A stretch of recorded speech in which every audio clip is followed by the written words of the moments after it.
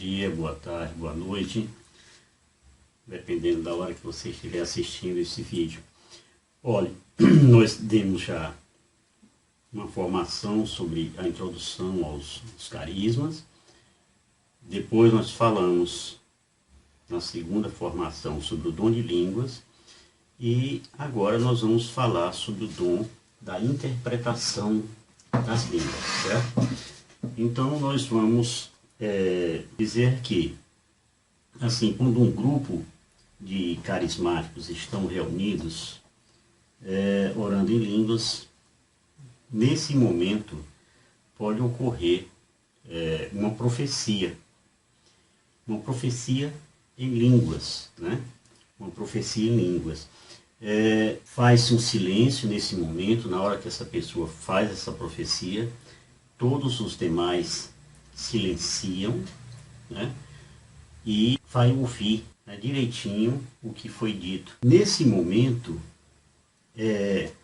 a pessoa que tem o dom da interpretação, ela comunica a mensagem para a Assembleia na língua vernácula, ou seja, aquilo que foi profetizado em línguas, alguém vai interpretar, no caso nosso, na língua portuguesa, para que toda a Assembleia possa ter conhecimento daquilo que foi falado, que foi profetizado naquele momento, certo? Então, é um momento assim normalmente, isso acontece quando você está numa reunião de lideranças, numa reunião de servos, né? No caso da família Senato, na reunião de servos. Por quê? Porque não em português e em línguas. Isso é coisa, né, que a gente não deve perguntar, porque é o Espírito querendo se manifestar dessa forma, né? Se manifestar dessa forma. E aquele que interpreta tem que ter um dom muito apurado para que não fale coisas que de fato não foi aquilo que foi profetizado.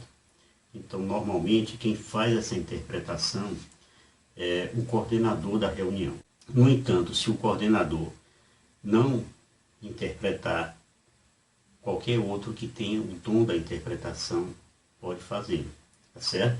Então, é importante saber que quando a pessoa profetiza em línguas, ela não tem clareza daquilo que está profetizando, certo? Ela não tem clareza daquilo que está profetizando. Ela simplesmente está profetizando em línguas, certo? E é o Espírito Santo que está falando nela. É o Espírito Santo que está falando nela, né? Ela é simplesmente uma pessoa que está sendo usada para isso.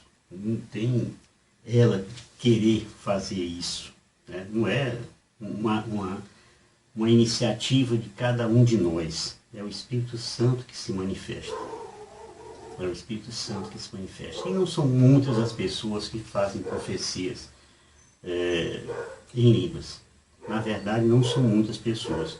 Pode ocorrer, inclusive, que alguma pessoa possa ficar decepcionada com aquela interpretação.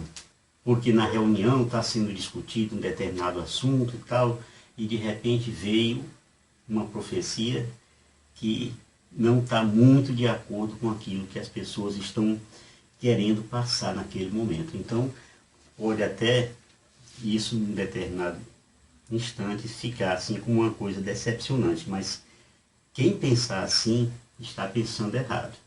Quem pensar assim está pensando errado. Pois bem, vamos ver assim, para que você entenda melhor o que é essa interpretação de línguas, né?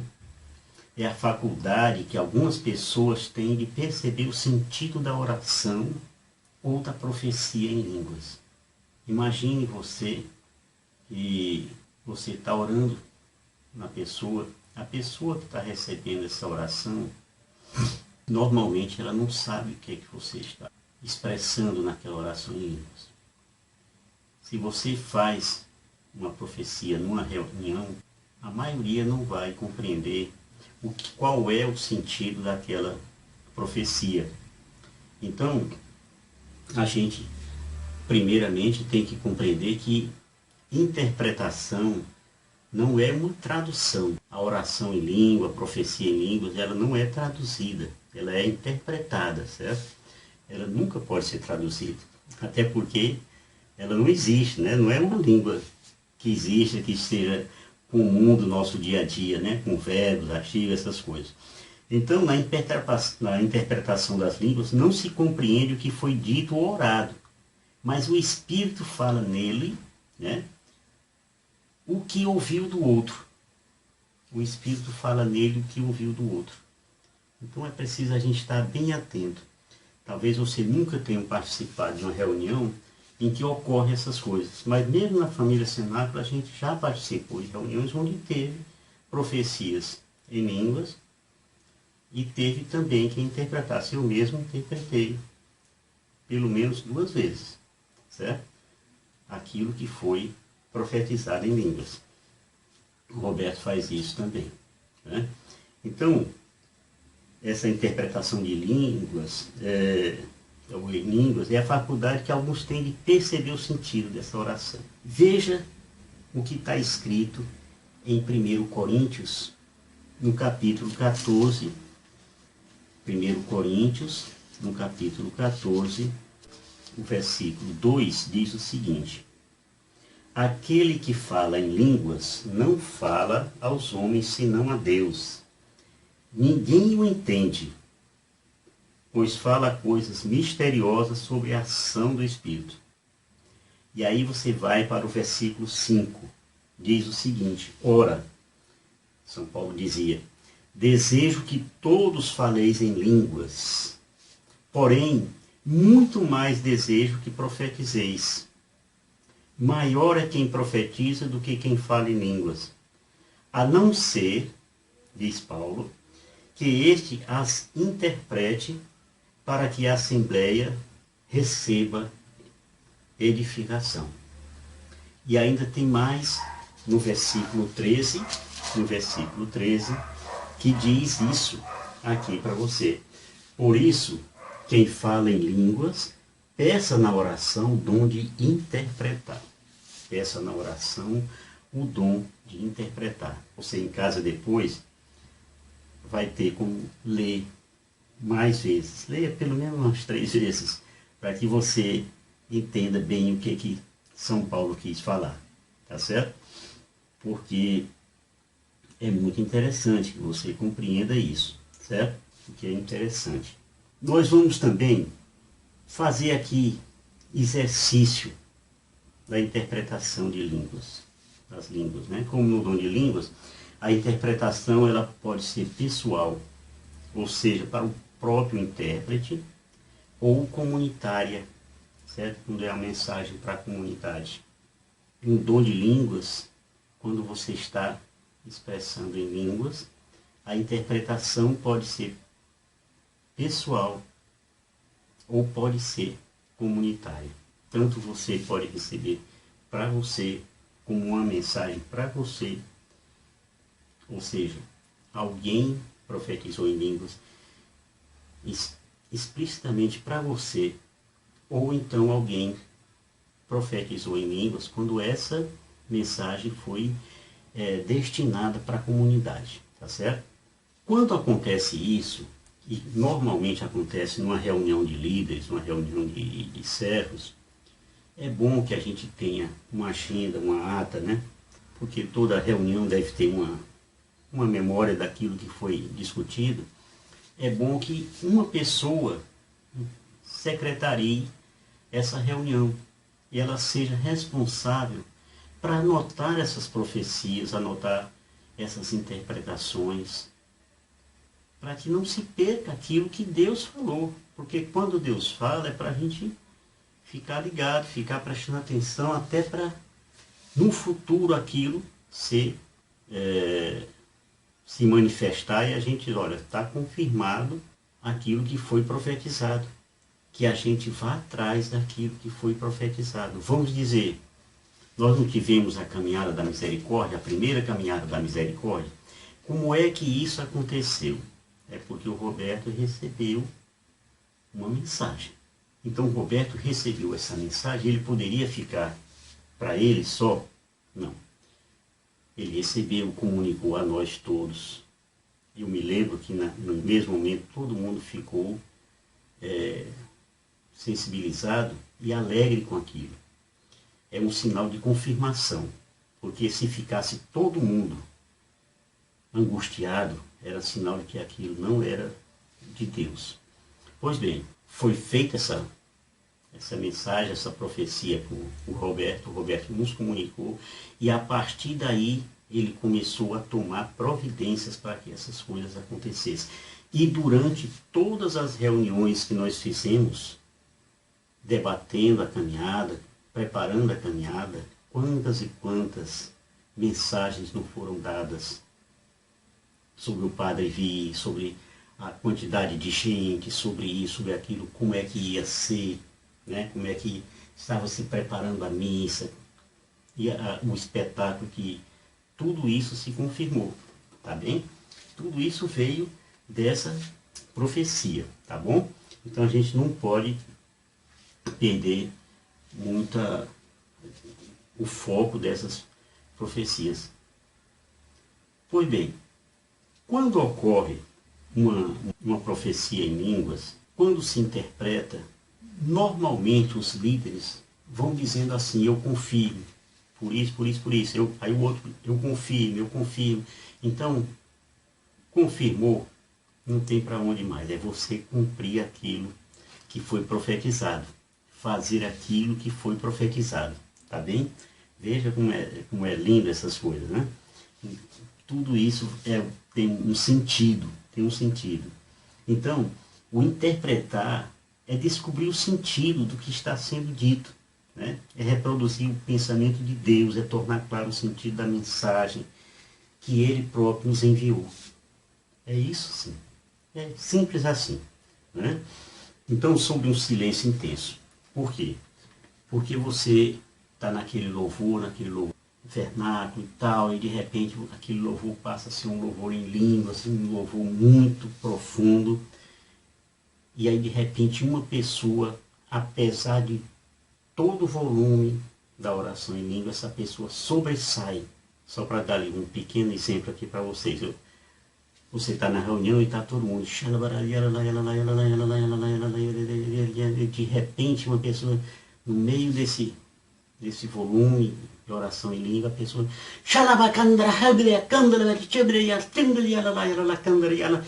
Pronto. A partir daquele momento, todo mundo silencia. E foi dada uma profecia em línguas, foi dada uma mensagem de Deus para nós, para aquele grupo, para aquela reunião. Silencia. Naquele momento, o principal autor será o coordenador. No entanto, se o coordenador não fizer a interpretação, outra pessoa hierarquicamente abaixo dele pode fazer, tá bem? Eu quero dizer também assim, as mensagens em línguas, elas servem como sinal para os infiéis e não para os fiéis, certo? Bom a gente ter bem isso em conta.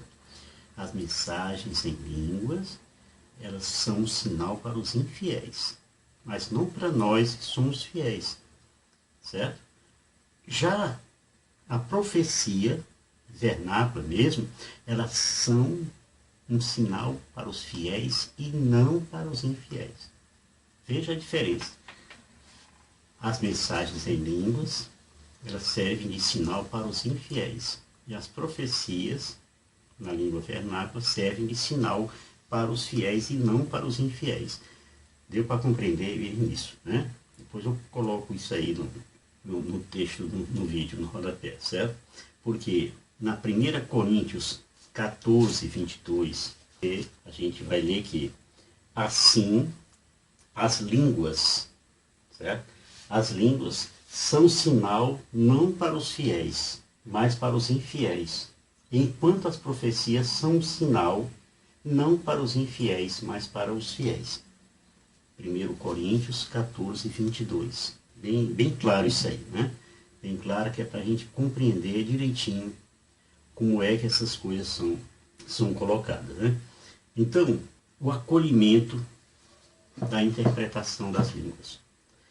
Assim como na profecia, a interpretação é depositada na mente, né, do intérprete, assim como na profecia.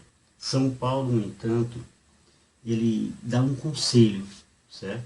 Se não houver intérprete, fiquem calados na reunião e falem consigo mesmo e com Deus.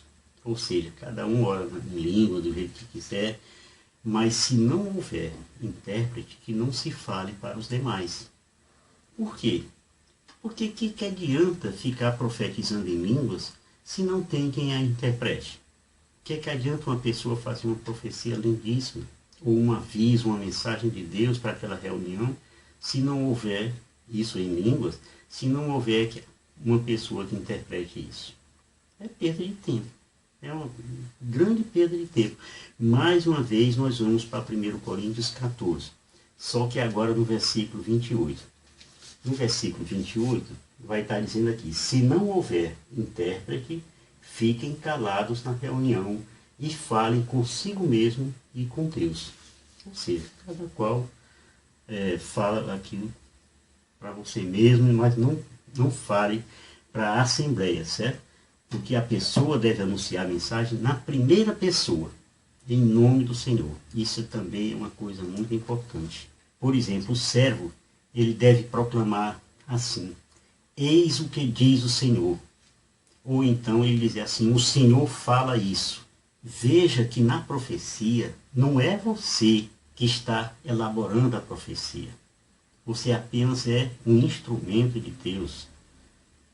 Então você tem sempre que colocar na primeira pessoa: eis o que diz o Senhor. Ou então o Senhor fala isso para nós. O Senhor diz isso, certo? Mas nunca eu digo, né? Porque você não está fazendo isso da sua cabecinha. Isso é o Senhor falando para nós. Então ele usa uma pessoa e também está usando um intérprete para que faça isso também. Então não tente explicar nada, apenas anuncie. Ou seja, quando você fizer uma profecia em línguas, aquela sua profecia você fez e acabou. O intérprete interpretou, pronto. Mas não é que a ficar dizendo: isso aqui é por isso, por isso, por isso. Não. Não tem que explicar coisa nenhuma, apenas anuncie essa profecia e pronto, certo?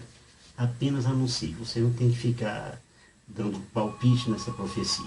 Interprete e ponto, certo? Então aqui se obedece aos mesmos critérios do dom da profecia. Que essas profecias em língua, elas podem ser verdadeiras, certo? Elas podem ser verdadeiras, elas podem ser não interpretação, né? E falsa interpretação. Verdadeiras, não interpretação e falsa interpretação. E o que seria uma profecia verdadeira? É quando ela vem do Espírito Santo e não provoca nenhum mal-estar, não provoca agonia em ninguém, não cria problema, certo? A não interpretação, ela já é um fruto da mente humana. Ela não vem de Deus. É aquilo que você criou na sua mente, talvez empolgado por alguma coisa desse tipo, mas aquilo não vem de Deus. Por isso é que é necessária a questão da confirmo por isso, por isso, por isso. E tem a falsa interpretação. O que seria a falsa interpretação? É aquela que procede do demônio, certo? Ela, no momento, logo ali, de cara, ela causa um mal-estar geral. De uma reunião, onde uma pessoa interpretou lá que quando terminasse aquela reunião, no caminho para casa, algumas pessoas seriam vítimas de um acidente e que haveria fatalidade nesse acidente. Ora, aquilo foi de um mal-estar tremendo.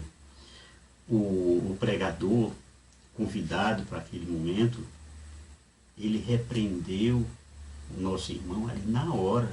Ele disse: nunca mais faça isso, não seja instrumento do demônio. Compreendeu, né? Então, muito cuidado com isso, certo? Porque aquilo que causa bem-estar vem de Deus. E aquilo que é não interpretação é coisa da sua cabeça, e aquilo que causa mal-estar, tranquilamente é uma obra do demônio, certo? O dom da interpretação na sua oração particular, né? Na sua oração particular. Como é que isso vai se dar, certo? Vamos ler na 1 Coríntios 14, 13, né? 1 Coríntios 14, 13, o que é que diz isso? 14, 13. Diz o seguinte: por isso, quem fala em línguas, peça na oração o dom de interpretar.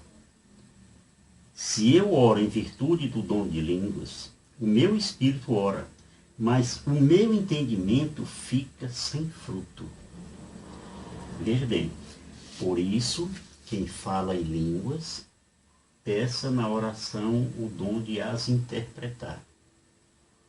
Se eu oro em virtude do dom das línguas, o meu espírito ora, mas o meu entendimento fica sem fruto.